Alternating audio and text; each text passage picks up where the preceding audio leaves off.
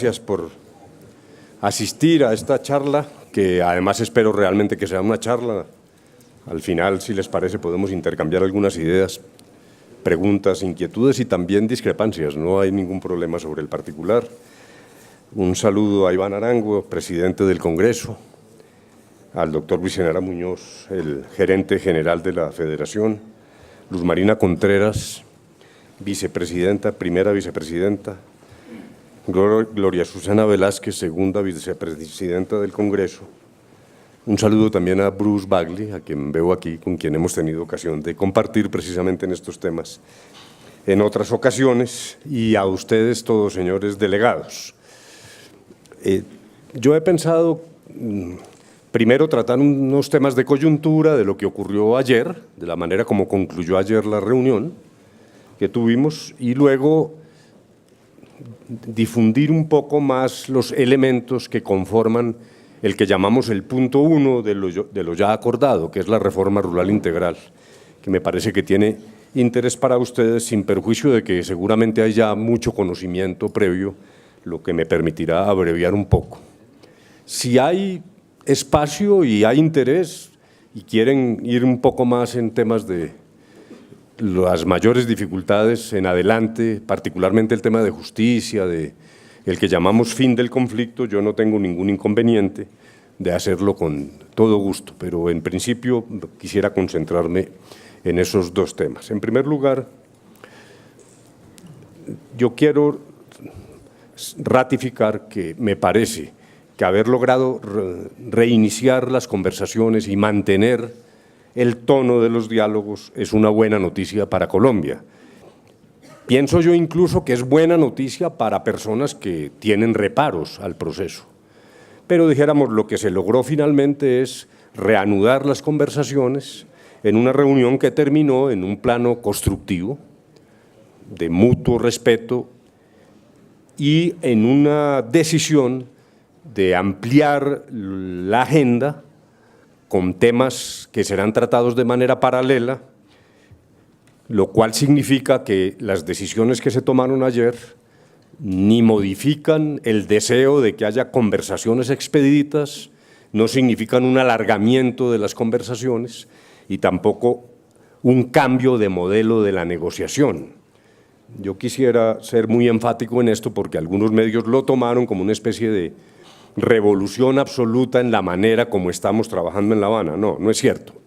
Y para demostrarlo voy a decir lo siguiente. El próximo ciclo comenzará el 11 de diciembre, habrá lugar a la última visita de víctimas a la Mesa de La Habana, que es un tema muy importante, que realmente no tiene precedentes en esfuerzos dialogantes de esta naturaleza y que ha sido incluso reconocido internacionalmente con mayor ahínco de lo que pasa aquí en el interior del país.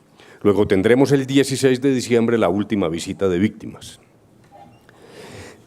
También continuarán su trabajo dos subcomisiones. La subcomisión de género, que recibirá expertas internacionales y nacionales sobre los problemas de género de cara a las conversaciones y al fin del conflicto. Este es un tema mucho más importante de lo que suele creerse. Hay quienes piensan que es como una especie de concesión para ser políticamente correcto. No es así. La verdad es que la mayor victimización en Colombia la han sufrido las mujeres, ellas mismas, como madres, como esposas, como hijas, víctimas también de delitos de abuso sexual. Luego, realmente el foco sobre las mujeres, que también es inédito en conversaciones de esta naturaleza, es importante. Pero yo diría que es aún más importante si consideramos que para el futuro la correa de transmisión de valores de perdón y de reconciliación pasa por la mujer. Luego, realmente, repito, que es también una buena noticia que en la primera quincena de diciembre tendremos nuevamente una reunión de esta subcomisión de género que le da una perspectiva inédita a las conversaciones que estamos teniendo en La Habana. También muy pronto continuará su tarea la llamada subcomisión de fin del conflicto, cuyo propósito es discutir la dejación de armas y el cese de fuego final. No estoy hablando de ceses de fuego temporales, El gobierno sigue pensando que esa no es una buena idea. Estamos hablando del cese de fuego producto de la terminación del conflicto. Y en esa subcomisión se han incorporado miembros activos de la fuerza pública en un homenaje a la fuerza pública. A mí me sorprende que se diga que esta es una humillación a las fuerzas, todo lo contrario. ¿Cómo vamos a discutir temas tan complejos como el cese de fuego, que tiene unas enormes complejidades técnicas sin la voz de los militares y su experiencia, que son los que están en el terreno? Luego yo quiero significar de nuevo, ya lo había dicho, que es un homenaje a las fuerzas militares el que tengamos generales de la más alta graduación acompañándonos en una comisión de carácter técnico que funcionará paralelamente con la mesa, que no le quita tiempo a la mesa y que lo que hace es preparar insumos para el escenario único de negociación, que es la mesa formal principal.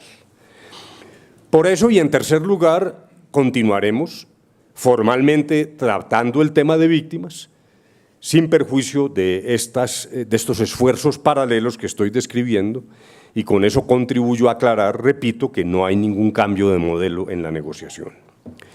Y también estamos trabajando, y ayer se refrendó esto, de común acuerdo entre las partes, en lo que hemos llamado gestos o medidas de desescalamiento, con el ánimo de aminorar los efectos del durísimo conflicto que ya tiene una duración de más de 50 años.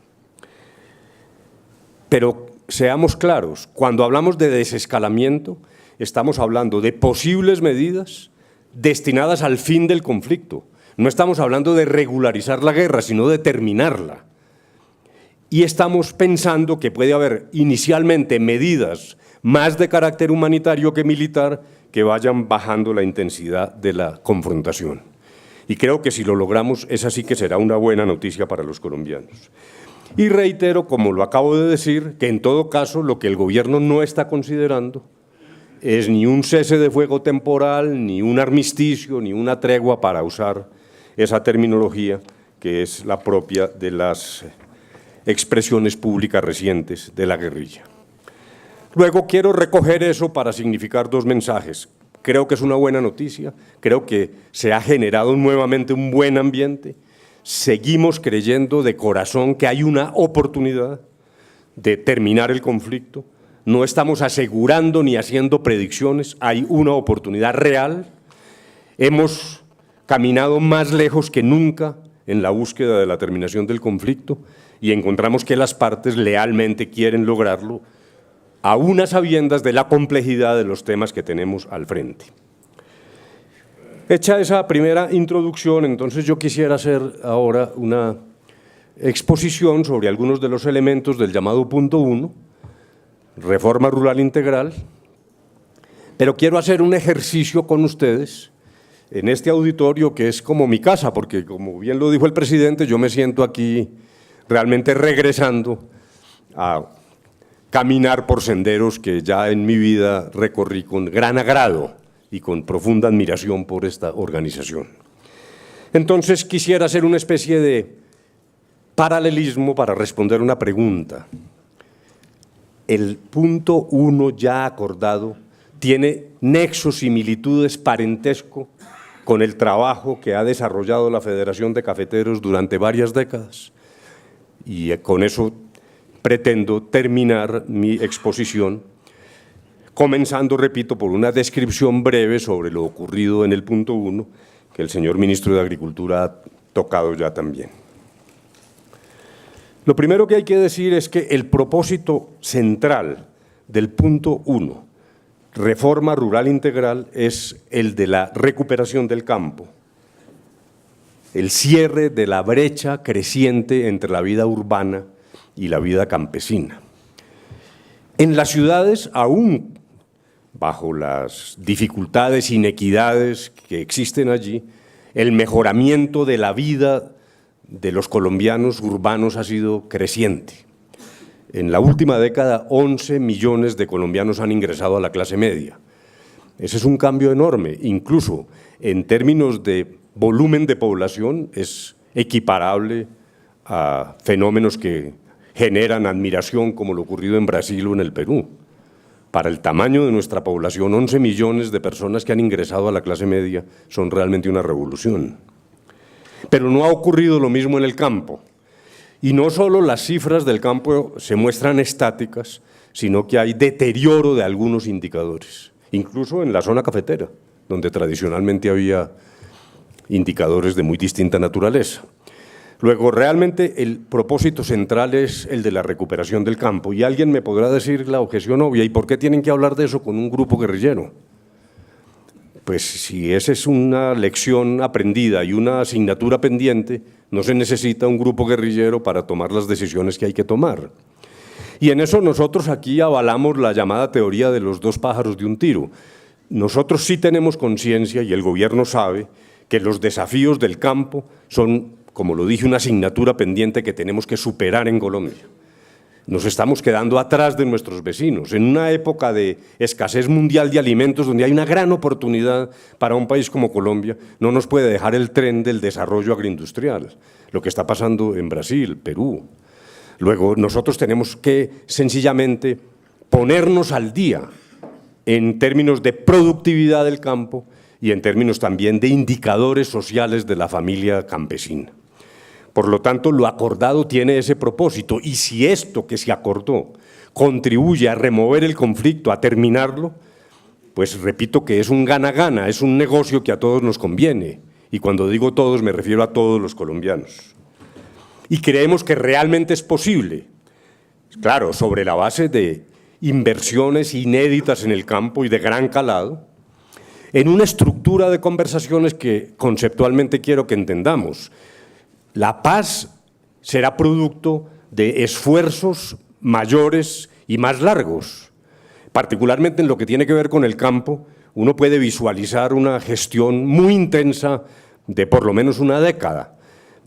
Pero lo que estamos hablando en La Habana es la terminación del conflicto, es el agotamiento de una agenda concreta convenida por ambas partes para terminar el conflicto y abrir la posibilidad de que entre todos los colombianos cimentemos una paz firme y duradera. Luego, dijéramos que somos conscientes de que la paz no es el resultado de firmar un papel.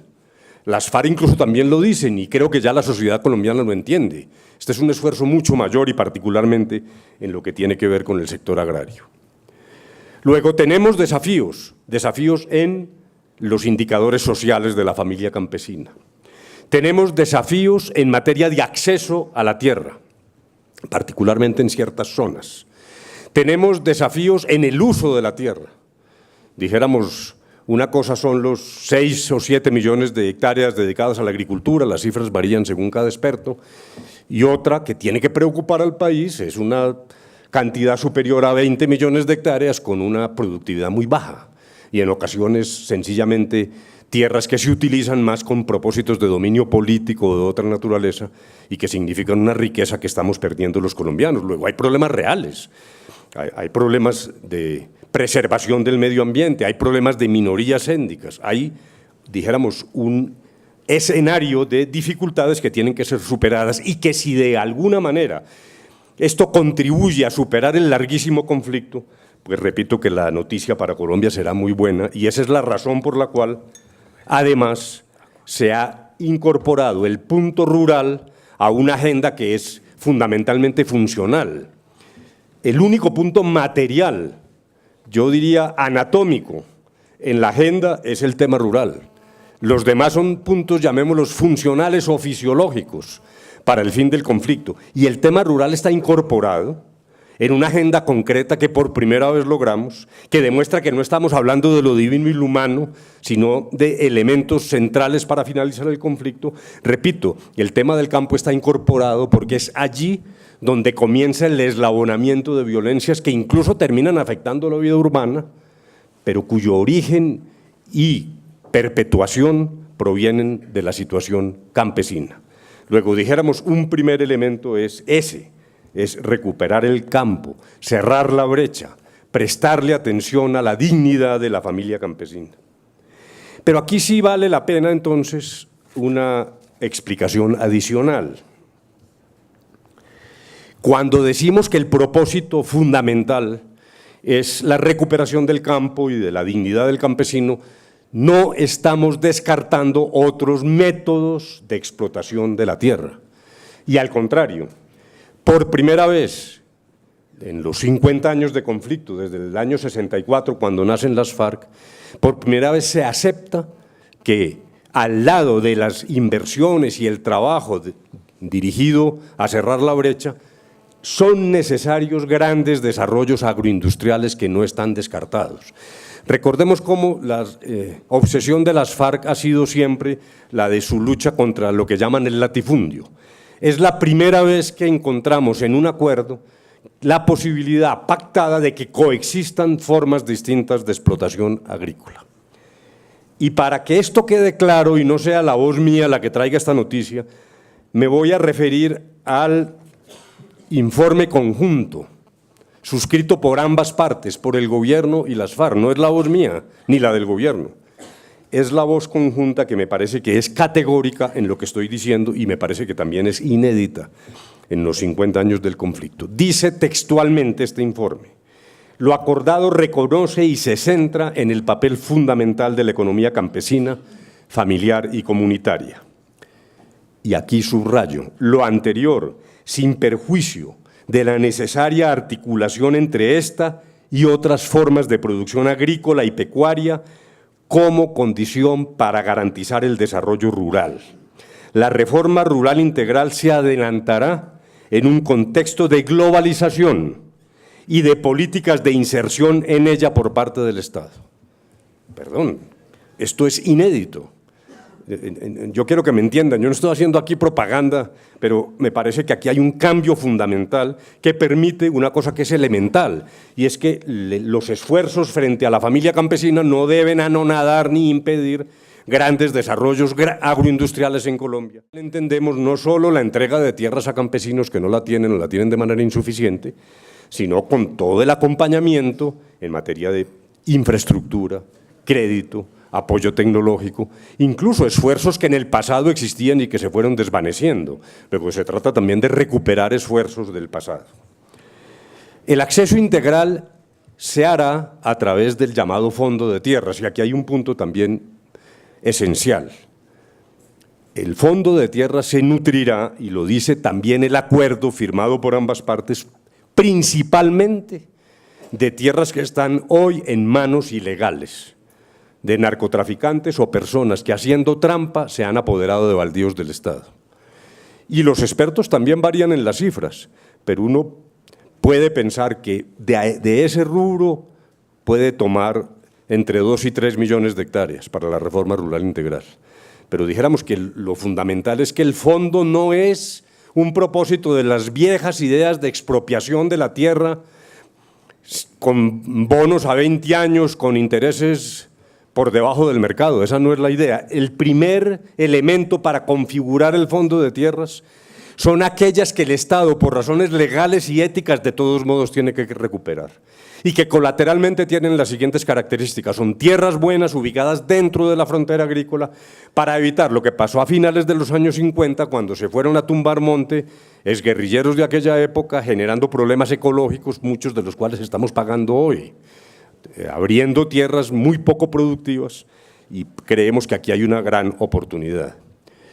En segundo lugar, donde sea necesario por razones del extremo fraccionamiento de la tierra, donde sea necesario complementar el área en cada familia campesina, el segundo paso es el de la compra directa de las tierras a precio comercial.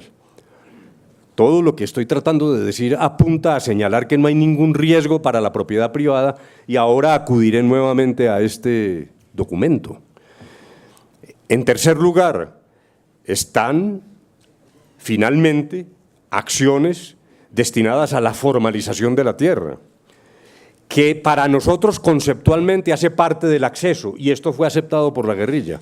¿Por qué hace parte del acceso? Porque un campesino cuya titulación es deficiente o que carece de ella, pues está prácticamente fuera del comercio, no tiene forma de brindar como garantía a un banco su tierra. Luego también la formalización es acceso, y por lo tanto allí se prevé un programa de formalización que se ha venido desarrollando, pero que si uno remueve el conflicto puede tener mucha mayor velocidad, con el ánimo de brindar la titulación correcta, incorporar a la economía normal un volumen muy alto de tierras informales en Colombia. Hay quienes piensan incluso que el 45-48% de las tierras son poseídas de manera deficiente desde el punto de vista jurídico. Pero además quiero significar que, por último, si en algún momento se llega a la necesidad de la expropiación, el acuerdo expresamente dice que se hará con el pago de la indemnización siguiendo normas vigentes desde hace 200 años. Luego, francamente, a mí me parece que la idea que se ha tratado de difundir de que está en riesgo la propiedad privada es una idea equivocada y es un riesgo inexistente. Entre otras cosas, vuelvo entonces al documento suscrito por las FARC,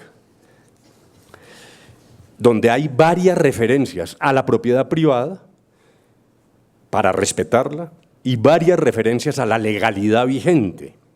Por ejemplo, lo que dije sobre formalización, dice, este proceso apuntará a regularizar los derechos de propiedad, a regularizar los derechos de propiedad.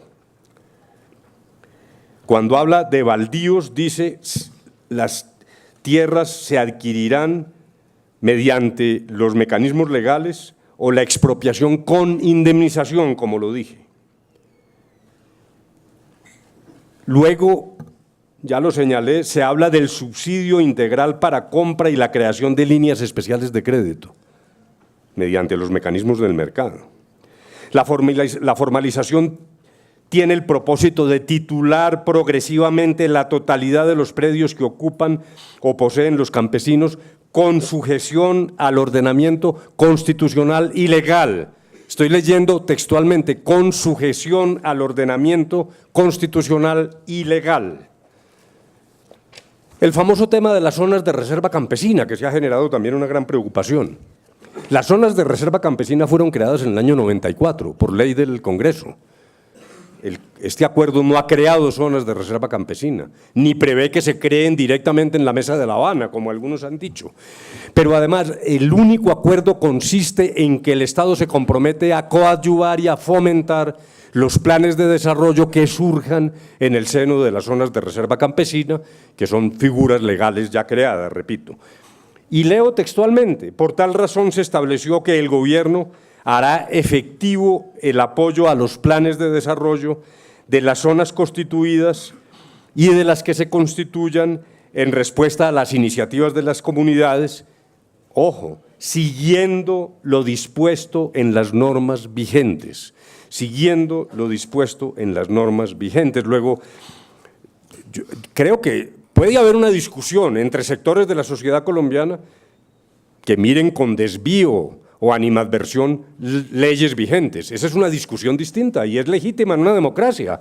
A mí me parece perfecto que haya personas que les parezca que la normatividad es insuficiente o ambigua o que hay que mejorarla, pero eso no tiene nada que ver con el acuerdo, porque el acuerdo no modificó ni una coma de las normas sobre expropiación ni sobre las formas de extinción administrativa o judicial del dominio.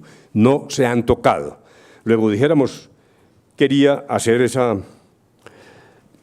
introducción para enfatizar luego en la forma de hacer esto, que tiene fundamentalmente un enfoque territorial, focalizando la inversión estatal por regiones y mediante el trabajo con la comunidad. Y claro, hay quienes dicen, trabajo con la comunidad, ahí es donde están las FARC. Por favor, eso no es lo que está en la mente de quienes estamos allá trabajando.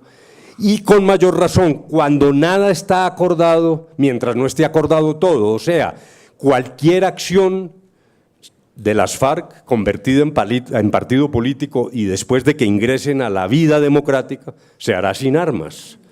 Luego, el propósito, que es una de las características distintivas del trabajo de la Federación Nacional de Cafeteros, es justamente el de trabajo focalizado con las comunidades. En resumen, el acuerdo se mueve dentro de los lineamientos del Estado de Derecho. No quiere decir que no estamos hablando de transformaciones. Claro que estamos hablando de transformaciones del campo, enormes, importantes. Pero de un Estado de Derecho clásico no nos hemos desviado un milímetro. No hay una sola palabra en el acuerdo de la cual nos tengamos que sonrojar o que vaya a generar sorpresa en los colombianos. Y todo esto en un marco de respeto a la libertad, a la economía de mercado y al derecho de propiedad, como lo he demostrado a través de la lectura del comunicado conjunto. Entonces, allí viene la pregunta que anuncié al comienzo. ¿Esta concepción tiene algún parentesco con la forma como la Federación de Cafeteros ha adelantado su tarea de extensión rural, de apoyo al cultivador, de programas de desarrollo social, la propia institucionalidad cafetera, el cuidado del medio ambiente y sus esfuerzos en investigación? Y entonces quisiera responder esa pregunta, pero anunciando que mi respuesta es claramente afirmativa. Yo creo que hay elementos que son armónicos entre el largo y fructífero trabajo de la Federación y elementos de lo que hemos acordado en La Habana con el nombre de Reforma Rural Integral. En primer lugar, la caficultura. Se trata de una mayoría de pequeños propietarios y poseedores diseminada en casi todo el territorio nacional. Son 560.000 familias asentadas en 590 municipios.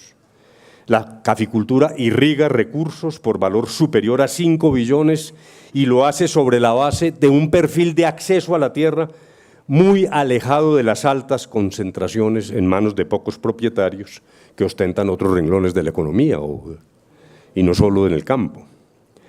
El 96% de los productores, esto lo saben ustedes mejor que yo, tiene plantaciones de menos de 5 hectáreas que comprenden el 73% del área cultivada del país y entregan el 70% de la producción cafetera nacional. También lo saben ustedes, se trata de un cultivo primordialmente familiar que genera una gran demanda de mano de obra y muchas veces mano de obra que se genera de manera endógena dentro de las propias comunidades cafeteras. Pero eso no es todo. Yo diría que está lejos la vieja idea de un país cafetero, reducido en extensión, confinado a zonas privilegiadas, en manos de pocos dueños. Esa es una leyenda del pasado. El área promedio de las fincas se ha reducido, como ya lo dije, y a la vez la caficultura se ha asentado en zonas antes alejadas, mejorando sustancialmente el ingreso de sus pobladores y generando una dinámica de mejoramiento del producto a través de variedades orgánicas, de un gran impulso tomando en consideración las necesidades del mercado. En la Federación siempre ha obrado la necesidad de desarrollar una intensa tarea de construcción de tejido social. Y ahí es donde, repito, hay paralelismos, apoyo a la comunidad. Si alguien sabe trabajar con la comunidad, es la Federación. Si alguien sabe de asociatividad, ha sido la Federación. Las cooperativas de caficultores, la dotación de bienes públicos a los cafeteros. En cierto momento la Federación llegó a reemplazar al Estado. Y claro, entonces, con el decaimiento de los precios y la ruptura del pacto, se creó como una especie de burbuja negativa. Lo que era la burbuja positiva, decía, no, allá los ricos del café, se tornó al revés, porque el Estado no hacía presencia y los recursos de la Federación disminuyeron. Lo que creó fue una burbuja inversa, que es la que exigió varios años para que el Estado reapareciera en zonas donde había sido virtualmente reemplazado por los cafeteros. También, todos lo saben, los comités han desarrollado enormes esfuerzos en construcción de infraestructura, educación, salud y convivencia. Hay un marco de estabilidad política fundamental en Colombia en la caficultura. Yo diría que el centro de gravedad en buena parte del sistema político está en la presencia y la capacidad de los cafeteros de tomar decisiones, de contrarrestar los efectos del conflicto. Ustedes conocen mejor que yo los estudios de Muñoz e Ibáñez, el documento Caficultura Modelo de Paz. Está demostrado que ha habido una mitigación de los efectos del conflicto por razón del modo de ser, del talante, de la naturaleza, de la acción de la Federación. Hay reducción de necesidades básicas insatisfechas por encima de las zonas no cafeteras, y es el estudio de García y Soto.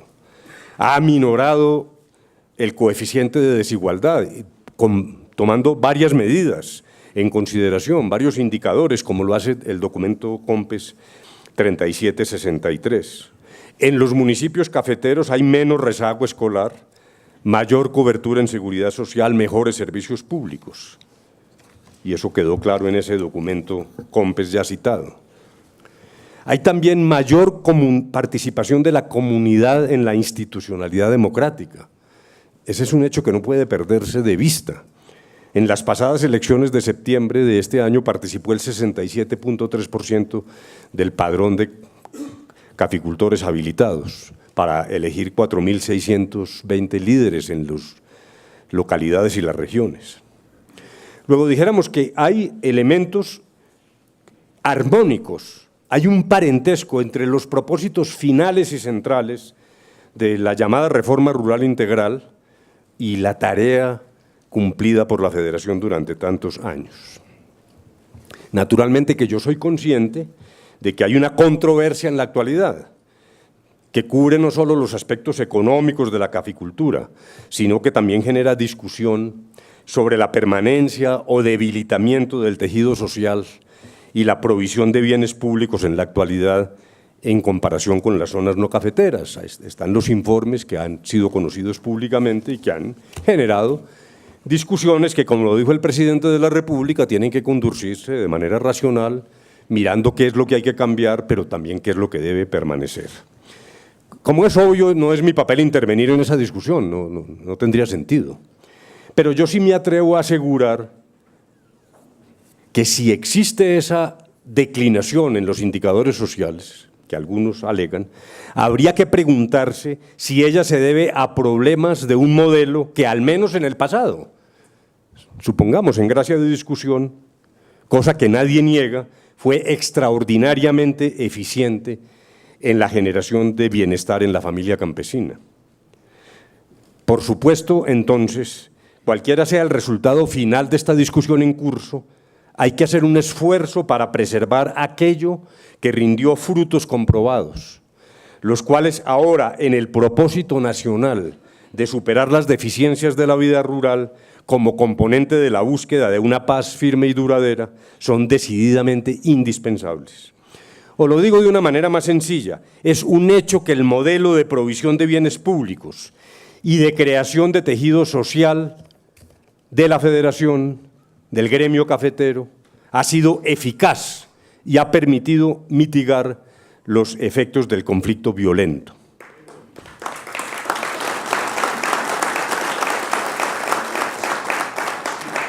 Por lo tanto, y ya termino con esto, para quedar a la disposición de ustedes, las decisiones de contenido institucional y económico que se adopten para mejorar la caficultura deben preservar los contornos de política social de ese modelo. Muchas gracias, señores.